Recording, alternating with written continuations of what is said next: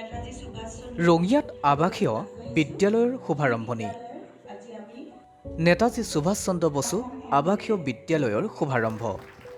অসমত মুঠ 7খন বিদ্যালয় স্থাপন। বিদ্যালয় আধাতে এৰা ল'ৰা ছোৱালীৰ বাবে এই বিদ্যালয়।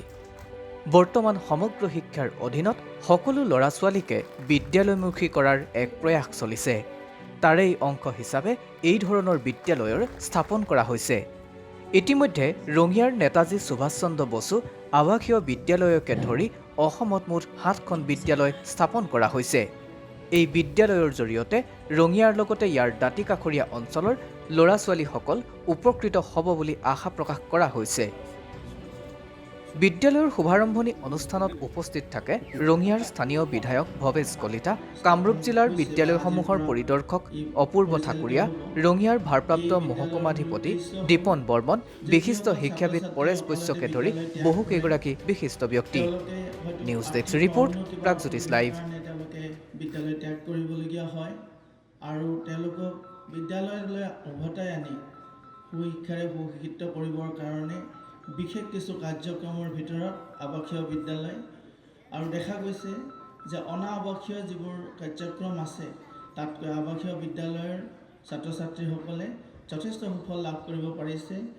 আৰু আমাৰ এইখনকে ধৰি অসমত 7খন এনেধৰণৰ বিদ্যালয় প্ৰতিষ্ঠা হ'বলৈ গৈ আছে বা হৈছে।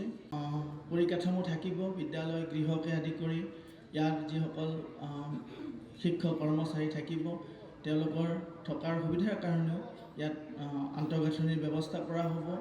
ইতিমধ্যে এই ক্ষেত্ৰত সমগ্ৰ শিক্ষাৰ অধীনত বাজেট নিৰ্ধাৰণৰ কাৰণে ব্যৱস্থাও লোৱা হৈছে। ৰাষ্ট্ৰমতে কি কৰে, চেল সেন্দুৰ দিয়ে বোলে, ফটোত যি লগাই দিয়ে কপালত সেইজনীকো উঠাই আনিছে নহয়। সেই আইতাজনী মোক ফোন কৰিছে, বাপা মইতো সেন্দুৰ দিবহে গৈছিলোঁ, বোলে আপুনিতো তাতে পুৰোহিত হ'ল না। তাতে কৈছে যে কাজী পুৰোহিত এইবিলাককো এৰেষ্ট কৰা হ'ব। এটা আৰম্ভ হ'ল নাই কওক, এতিয়া থমকি যাব নাযায় কওক, বাইদেউসকল ভাল হৈছে নাই কওক। ছোৱালী জন্মটো কি অপৰাধ নেকি? কেতিয়াও হ'ব নোৱাৰে। আৰু আমাৰ চৰকাৰে আটাইতকৈ স্ত্ৰী শিক্ষাৰ ওপৰত গুৰুত্ব দিছে। অৰুন্ধতী আঁচনি দিছে, অৰুণোদয় আঁচনি দিছে, বুজি পাইছে। নেতাজী সুভাষ বসুৰ নামেৰে এখন ৰেচিডেঞ্চিয়েল স্কুল আনুষ্ঠানিক উদ্বোধন কৰা হ'ল।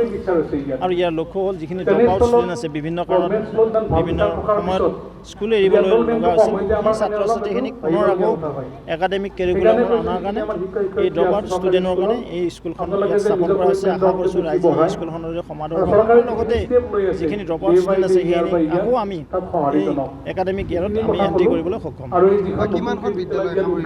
একচুৱেলি অসমত 5খন আছে, আমাৰ ৰঙিয়াটো এখন অন্যতম। এইখন 3খন হ'ল, এনেদৰে 2খন আকৌ পৰৱৰ্তী সময়ত কৰিব। আমাৰ কামৰূপ জিলাৰ ইতিমধ্যে এলিমেণ্টাৰী অফিচাৰ অপূৰ্ব ঠাকুৰীয়া ডাঙৰীয়া আছে। আপোনালোকে জানে যে সমগ্ৰ শিক্ষাৰ অধীনত সকলো ছাত্ৰ ছাত্ৰীকে বিদ্যালয়মুখী কৰাৰ যিটো প্ৰয়াস তাৰে অংশ হৈছে এই বিদ্যালয় প্ৰতিষ্ঠা কৰা হৈছে। আৰু আমাৰ এই বৃহত্তৰ অঞ্চলৰ ছাত্ৰ ছাত্ৰীসকল যথেষ্ট উপকৃত হ'ব। আমি আশা কৰিছোঁ যে আগন্তুক সকলোৰে সহযোগিতাৰে এই বিদ্যালয়ৰ যোগেদি সকলো ছাত্ৰ ছাত্ৰীকে সামৰি তেওঁলোকক আগবঢ়াই লৈ যাব।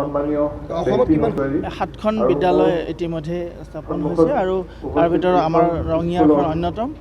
আৰু আজিৰ পৰা এইখন আৰম্ভণি হ'ল।